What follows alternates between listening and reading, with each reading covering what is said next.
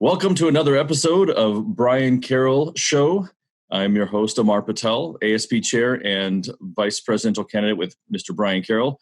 I'm going to turn it over to Brian for his opening statement. Well, I hope everybody is comfortable wherever they are sheltering in place.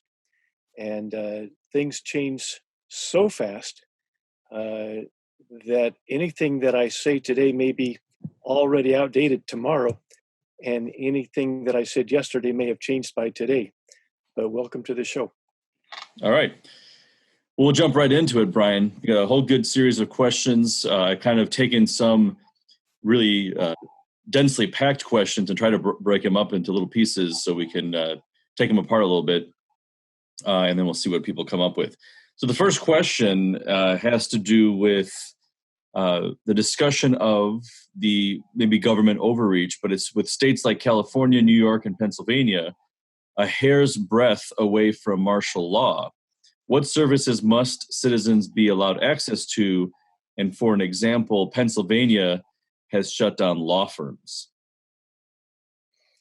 Well, I think we need to be real careful about saying that we're a hair's breadth away from martial law. We do have National Guard in several states, but they're not patrolling the streets. They're helping to hand out supplies and do normal things that a National Guard is expected to do. We don't, fortunately, have rioting or any of those kinds of things that a National Guard would need to deny a lot of civil rights. We're not seeing that, and we want to be careful not to push a belief that we're close to that, because we want to put that off as long as we can. Specifically talking about lawyers, I don't see why lawyers can't do much of their work over the web. They can interview clients. They can do those kinds of things. We don't want people crowded into courtrooms right now, but even that, we want to make sure that we protect habeas corpus as much as we possibly can. The Constitution says that we can limit habeas corpus during times of rebellion and things like that when there's civil disorder, but we're not there yet. And so there's no reason why we can't still give people their habeas corpus. We might have to do it by video. That's possible. But I think we want to be careful about saying that we're on the border of that, because I don't believe we are. I agree. I think I've seen, like you may have on Facebook and Twitter, for example, people making stronger or more bolder claims than probably are necessary at this point. And, I try to jump in and say that, that really means something different than what you think it means. So when the governor of Illinois says, we really need everyone to stay at home as much as possible, but you can still go out and order food for dinner to try to support your local business, or, go to the grocery store for necessary supplies, and just be very, very careful who you come in contact with and wash your hands. That's a long, long way from anything that anyone should be alarmed or scared with. But to also at the same time say that we are trying to, not have a health crisis in multiple locations in the country, like we are in New York right now, for example. So, I agree with you completely on that. And that's a good point. And especially about law firms. And there's other, one of the things that wasn't addressed necessarily today in the press conference, or it might have been yesterday when President Trump talked about, his trying to not have the solution worse than the problem, muddling of plans in the going forward. But I would like to see, and maybe some experts, but even just a list of what kind of things like, really essential things like lawyers. My son, for example, has a cavity, which is not in a bad shape right now, but the dentists aren't doing anything, right? I feel like there's probably some way that you can start testing, if testing especially gets ramped up here, testing dental offices and then the patients that go see them, and kind of have a systematic way of getting some of these secondary essential markets back online after a pragmatic time. Yes, with something like dentists, like you say, the cavity is not urgent; it can wait. And a dentist where he's going to have his face in the patient's face would be an extremely poor use of testing right now. If you're going to test every patient that goes into a dentist office at a time when we don't have enough tests to go around, I agree. That doesn't seem wise.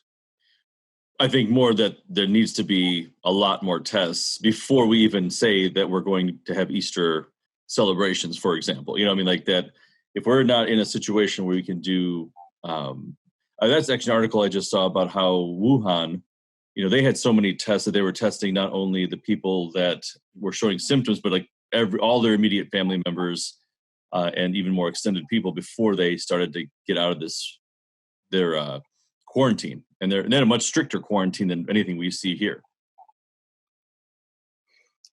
Yeah, I agree. We're not there yet. Absolutely. All right. So next question. I believe it is a matter of national security and government's first responsibility to its citizens to ensure that we have the means to produce within our borders all needed goods, from steel to energy to pharmaceuticals to food and clothing. Exactly how will you bring home production of medicines, hard and soft commercial and consumer goods, etc., to the United States?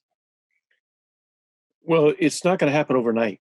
We got into this situation very slowly, a little bit at a time, and we're going to have to try and go as fast as we can. But you don't just build a steel mill overnight, or you don't just, those things take time. And the first thing is a commitment to the process, so that you know what the goal is, and you make a list of the most important things to do as quick as possible, and then you see what you can do to do that. And we have, in the past, depended on the market, and the market got us where we are. And so we need to find ways to overrule the market in areas that are important to national security. All right, good answer. I agree. Now, there's been some discussion, and this had been a pretty big deal recently amongst membership in the party, about the Jubilee approach to the economic problems mounting as a result of the pandemic. So what are your thoughts, first of all, as a history teacher, on this concept of the Jubilee? Well, first of all, as someone who believes that the Bible gives us plans in many areas of life, there was a Jubilee built into Hebrew culture in the Old Testament. God, when he gave land to the Hebrews, said, "This is the way I want you to work it." And every 7 years was a return of some things, and every 50 years was a major return. All debts were canceled, and land was returned to the families that owned it to start with, whether they had sold it or mortgaged it. That was built into the system. And we don't have a system like that. And because of that, we wind up with generational poverty that a Jubilee system would help to prevent that. How do we get there is a much more difficult question.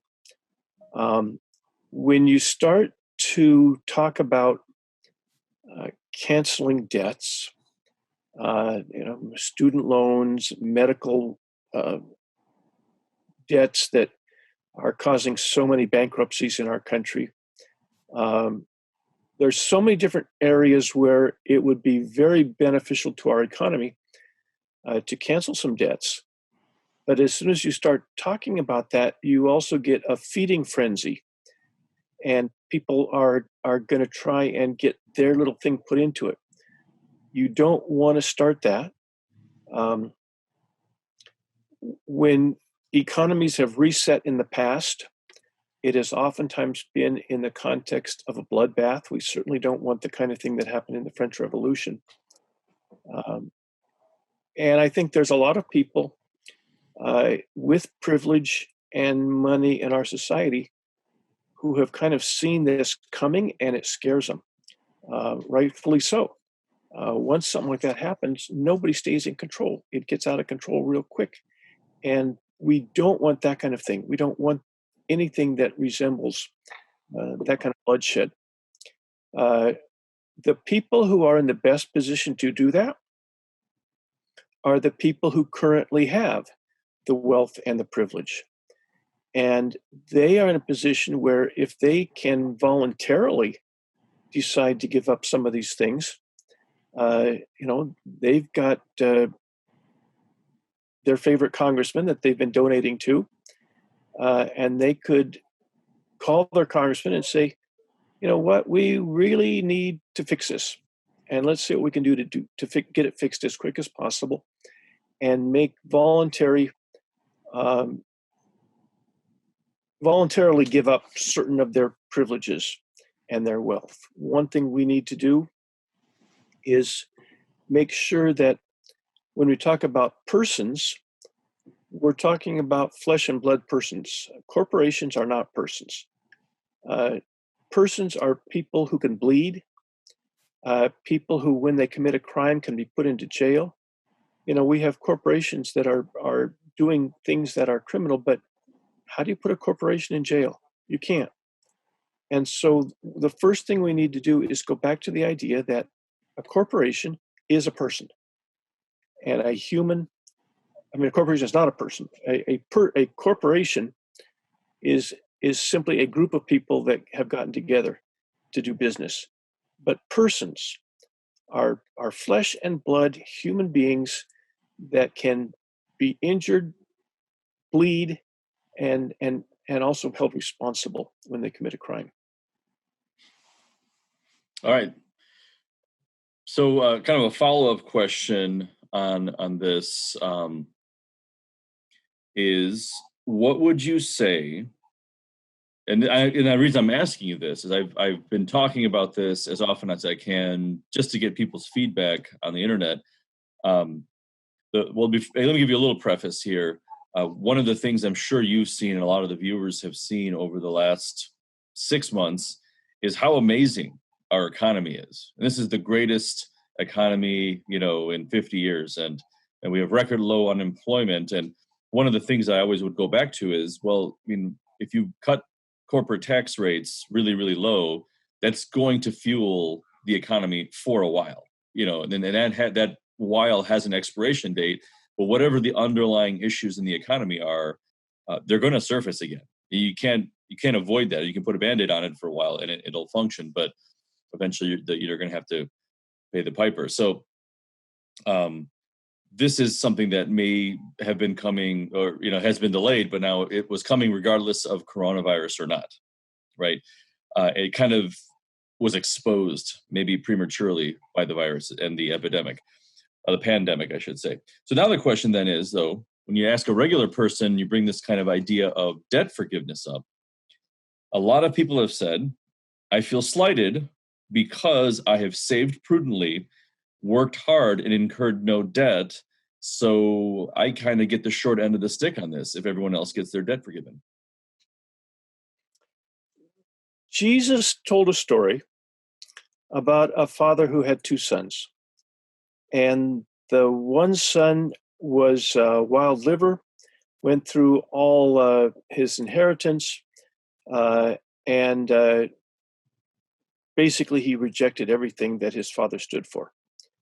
And the second brother stayed home and worked hard, did what he was supposed to.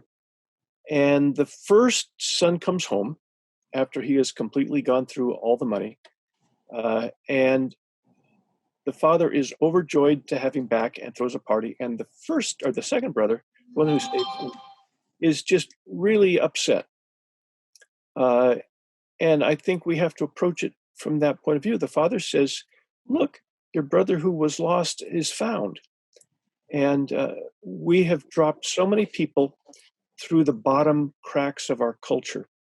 The statistics that we have that say our economy is in great shape are based largely on paper riches. You know, if you can lose a third of the value of our stock market in a few weeks, was there really wealth there to start with? Or was it fictitious wealth? And if you talk about the record unemployment figures only count the people who are actually looking for jobs. If you count everybody in the economy, the homeless who have stopped looking, you know, they're out on the streets and they're not counted in the statistics. We have a record number of adults in prison. They are American citizens, but they're not counted in the unemployment statistics because they're not looking for work. So if you look at the overall picture, we don't really have that low unemployment. And a reset needs to take into account every American and try and figure out how we can get them plugged into an economy where everybody has a voice. I agree, and it's that's what I've been saying. Exactly, the prodigal son story really gives us, some perspective, because those who have the wealth, many people will have some wealth transferred to them from their parents and some generational wealth, for example. But like a common person who maybe doesn't have a lot of wealth, but they don't have any debt. I've been telling them, this doesn't hurt you. Like you might not get things forgiven, and you don't have that benefit, but it's not like anyone's taking anything away from you. Other people are just going to be able to survive. Your brother or your sister, kind of symbolically, who was dead has come back to life, and you should rejoice over that. And you're going to have the things that got you to where you are with no debt. They're not going to be taken away. So you're going to be able to proceed from this moment with the same tools and the same skills, the same community that you had that prepared you to be in a good state at this moment. But the benefit is everyone else can proceed, and the economy can continue, and you can go out and, prudently buy things that you can do, that you can afford with cash. Whereas if people are unemployed and everything shuts down, that's great. You have no debt, but now you actually have nothing to do with your money because there's nowhere to go. So I think people did appreciate that kind of story, the explanation with that parable. So thanks. The next thing, and you kind of touched on this already, you're talking about having the large, the wealthy people, the people that would have stock in banks, bank presidents, board members or whatever, other crediting agencies. So what would you say to them to convince them of the concept of solidarity when they are going to take losses in a large-scale debt forgiveness program? When the pressures in society reach a certain point and things get out of hand, the economy is not going to be careful in what it takes apart. If we want our banks to survive, if we want our institutions to survive, they have to lead the way because they have an enormous amount to lose. I think Warren Buffett has been talking about this, and there's been other billionaires. I don't remember the man's name, but he did a TED Talk talking about the same thing. They've seen it coming for 10, 15 years anyway. It's to their benefit to be in control of how this is worked out. But they don't have forever to think about it. They need to get started on it. Mm-hmm. I agree. I did like your idea about, those who are in those positions of influence. And you said that they've had that favorite congressperson that they've been in contact with and supportive of. Like you said, it's time to get started, and they can get in their groups and discuss maybe the best idea. But this has got to be a bipartisan issue. Right now you can see with well, let me actually, what is your take on our latest partisan issue with the stimulus package? Well, both parties are still trying to get their pet projects into it. And until the American people tell them to quit playing around with pet projects and get the immediate problem solved, we're not going to have a package. The idea that McConnell could write a bill without the Democrats in on it and then expect to get 60 votes, that's ridiculous. And the idea that Pelosi can show up later with her own list of demands and hold it hostage, that's ridiculous. We can't have that kind of partisanship in an emergency like this. Okay, so now the tougher question, and this is kind of like probably a question we could talk about for a long time, and this is where we have several people watching, but it's not going to be something that we're going to resolve the next day or two, because it's a rich question. There's a lot of different areas that go into this, and that is, how would invoking a Jubilee allow the country to create an entire culture of solidarity where we are clearly currently divided?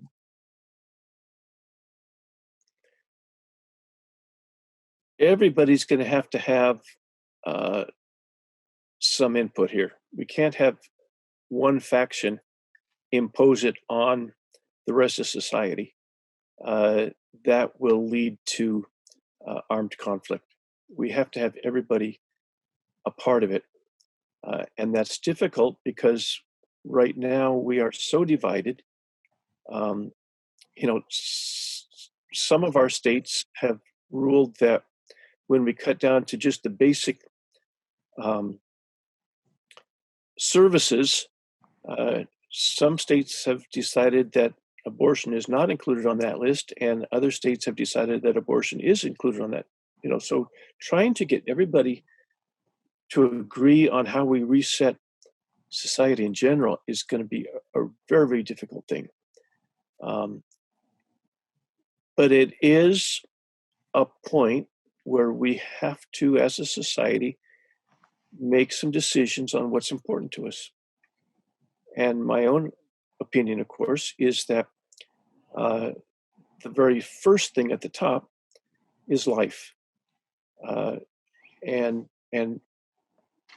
both parties have some problems with that. I think it's the Lieutenant Governor of Texas has made an atrocious statement that grandparents are probably willing to give up their lives now to protect our economy. And, I've got 14 grandkids, and definitely I would be willing to give up my life for them, but I'm not willing to give up my life so that stockholders have share value. And there's a difference. Lives matter.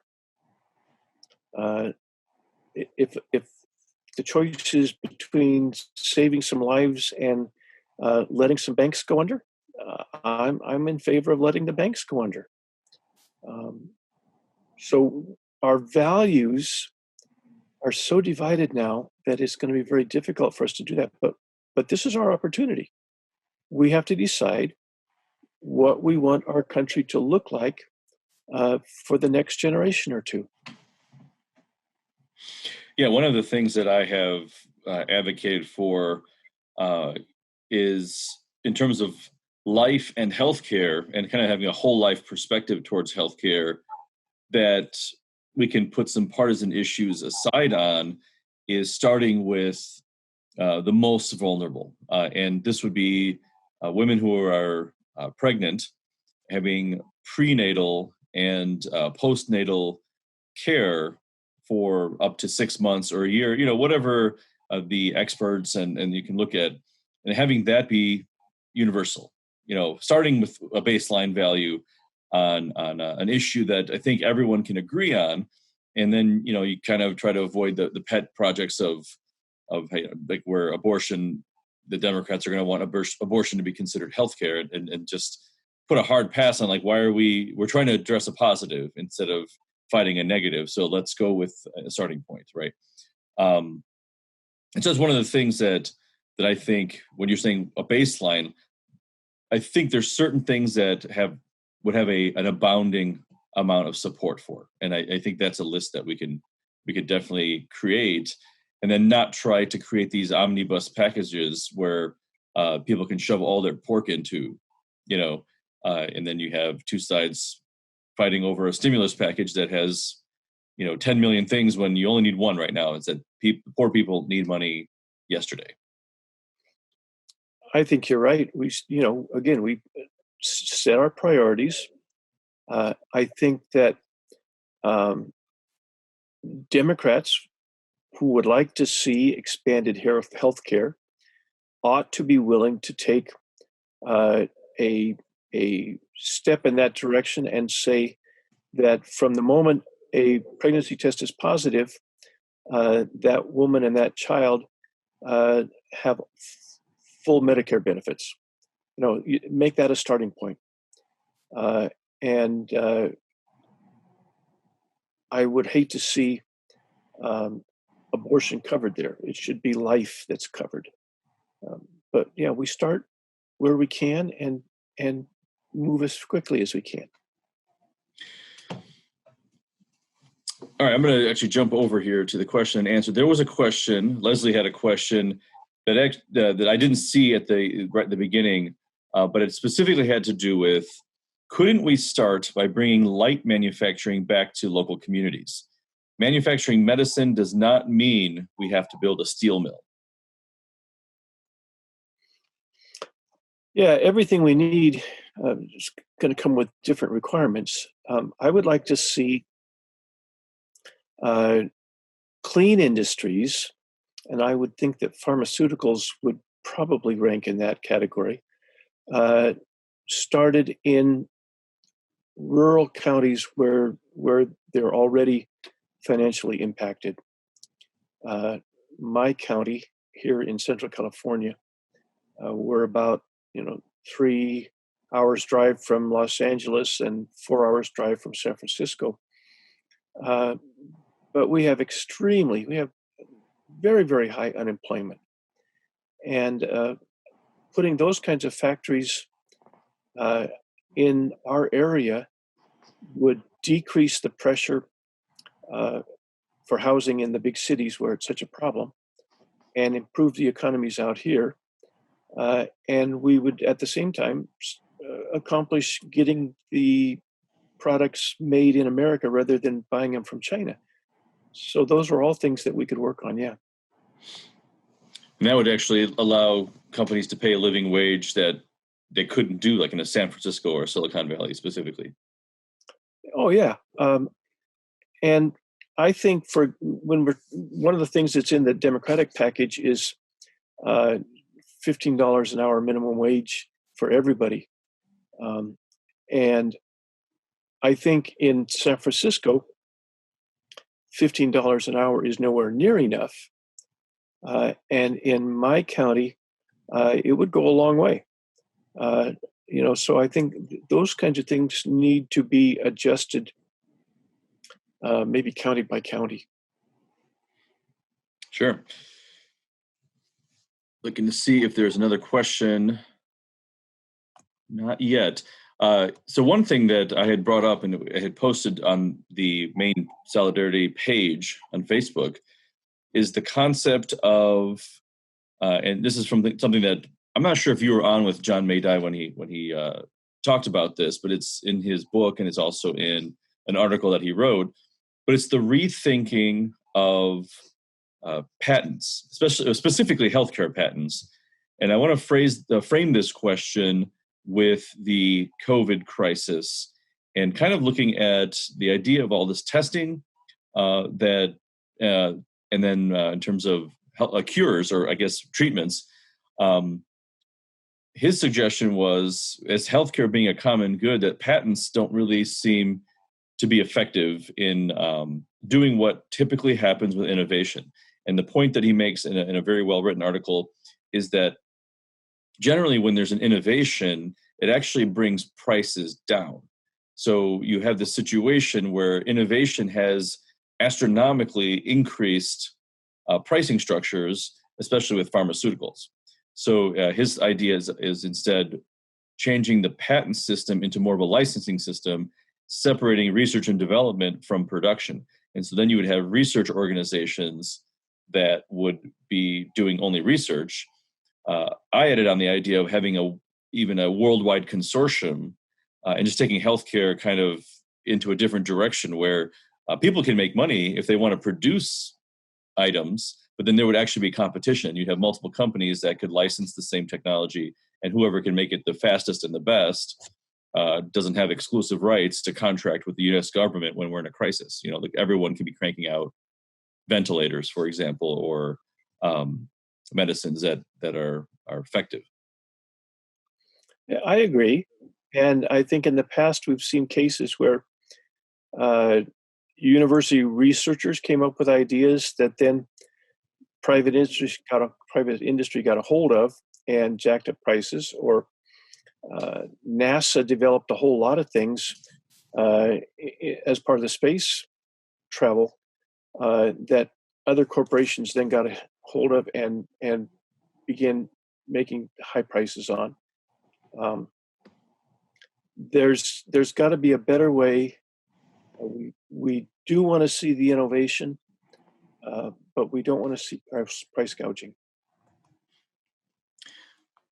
All right. We have a question here. It's from Matt.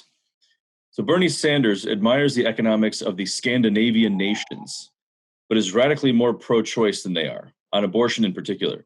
But any other areas you want to highlight? What countries do you admire?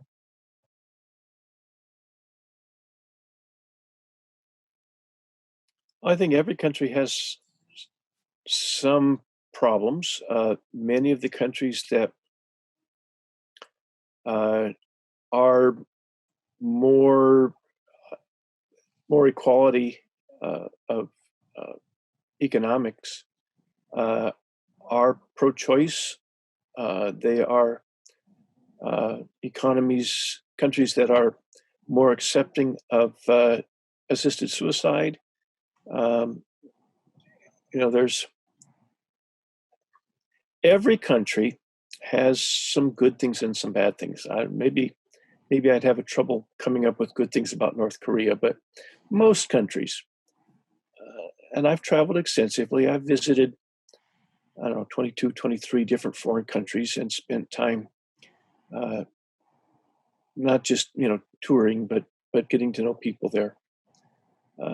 And every country has some good things, and we want to learn from them. I'm not going to name one country that we want to be like.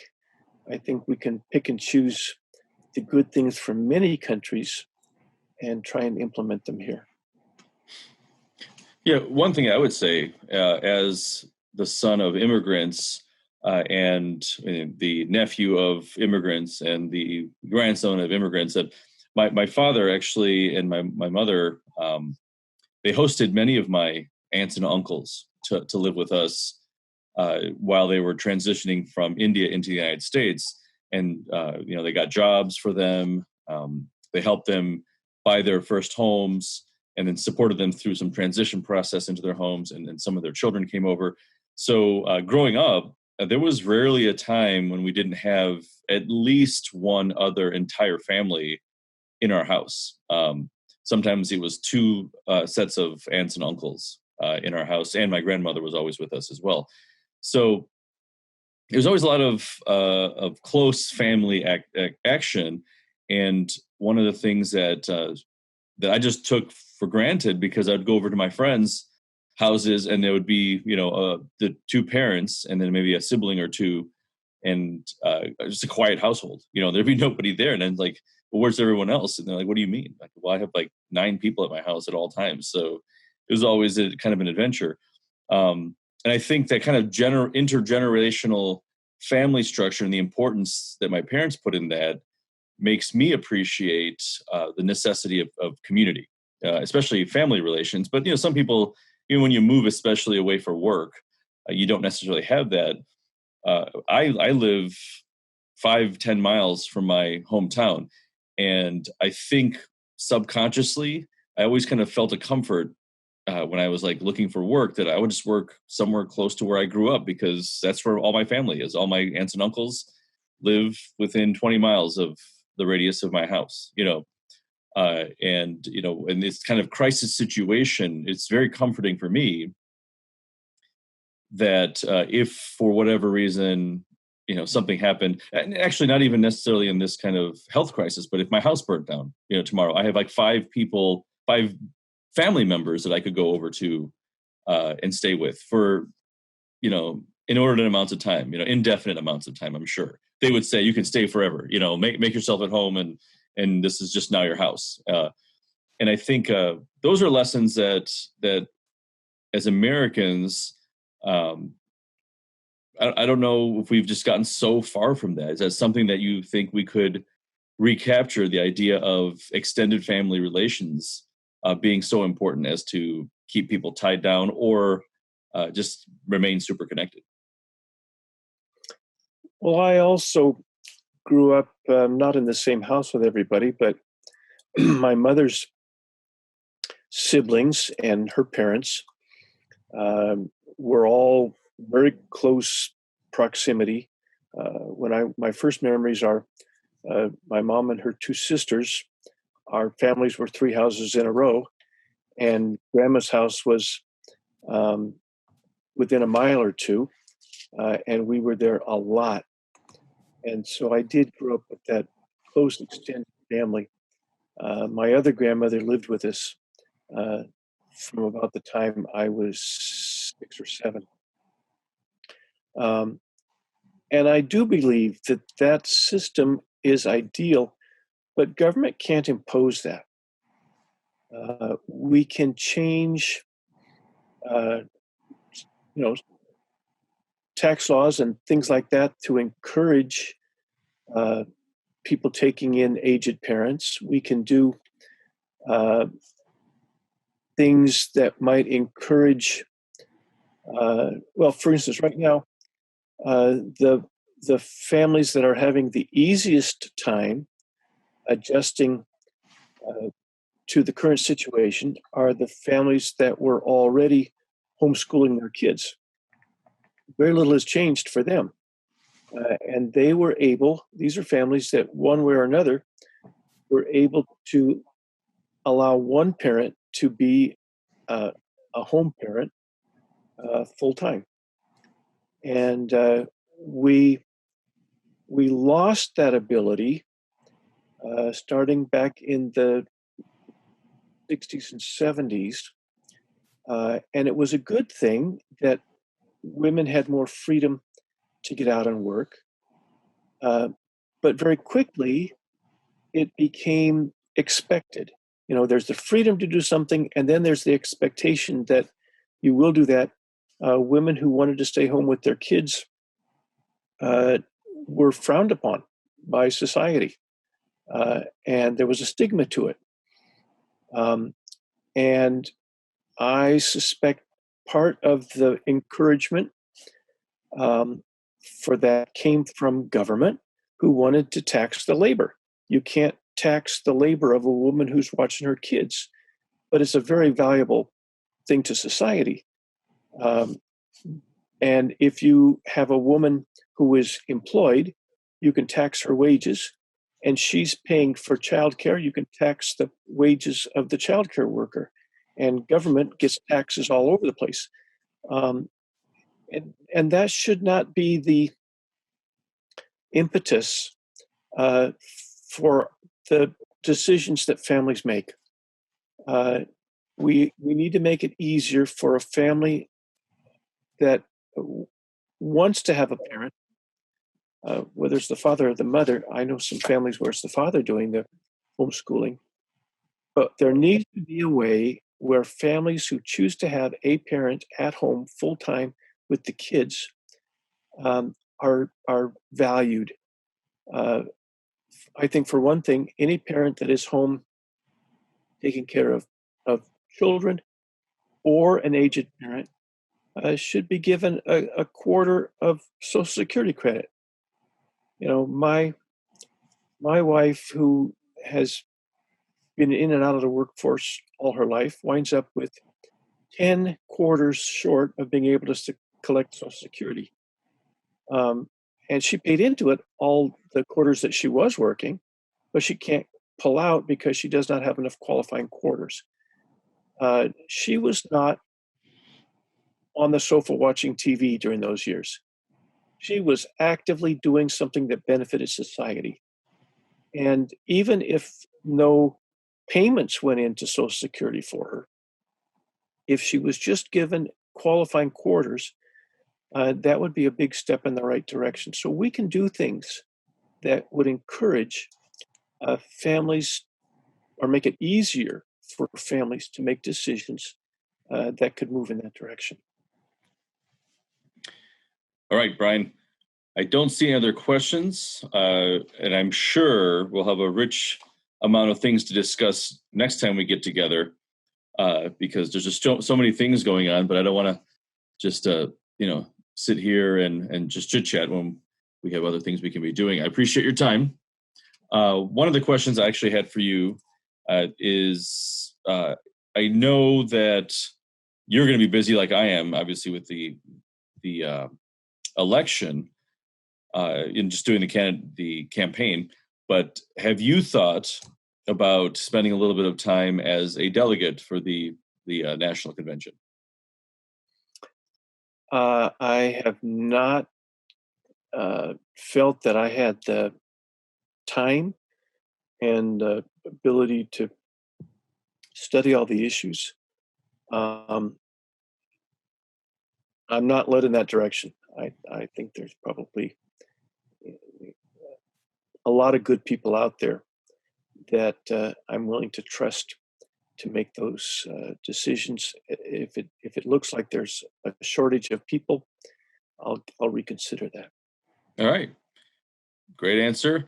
As always, thanks for coming.